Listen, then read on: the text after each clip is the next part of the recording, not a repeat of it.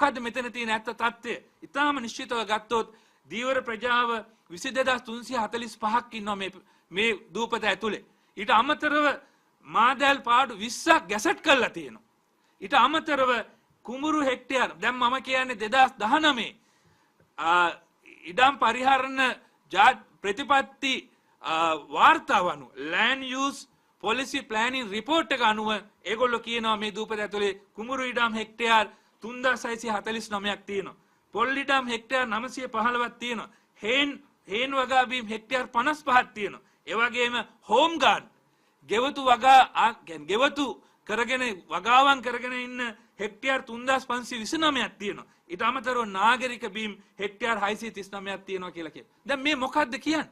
මේ කියන්නේ මේ දූපතේ තියෙන දූපත ඇතුලේ තියෙන මිනිසුන්ගේ ජන ජීවිතය උන්ගේ ආර්ථිකය ගොඩනගලා තියෙන විදිය. දැන් අපිට ප්‍රශ්නයක් නැද්ද? දැන් මේ බලාගාර හදන්නේ මේවා යටපත් කරගෙන නම් මේවා විනාශ කරගෙන නම් මේවත් එක්ක ජීවත් වෙන මිනිසුන්ගේ අනාගතය පිළිබඳව තියෙන බලාපොරොත්තු සුණු විසුණු කරලා නම් අපිට ප්‍රශ්නයක් තියෙනවා. මේක ජීවත් වෙන ජනතාවට ප්‍රශ්නයක් තියෙනවා. ගොවීන්ට ප්‍රශ්නයක් තියෙනවා. දීවරයට ප්‍රශ්නයක් තියෙනවා. කලුපිය ජීවත් වෙන ඒ දීවර ජනතාවට ප්‍රශ්නයක් තියෙනවා. තමන්ගේ දීවර බිම පිළිබඳ ප්‍රශ්නයක් තියෙනවා.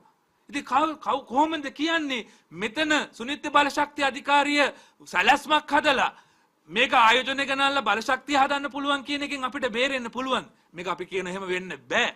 ඊටම නිශ්චිතව ගත්තොත් මේක මිනිසුන්ගේ සාමාන්‍ය දීවර ගොවි බිම් එක්ක ගැට ගැහුණු ආර්ථිකයක්, ඔවුන්ගේ ජීවන උපායක් සහ ඔවුන්ගේ පැවැත්මක් මේ භූමිය ඇතුලේ තියෙන.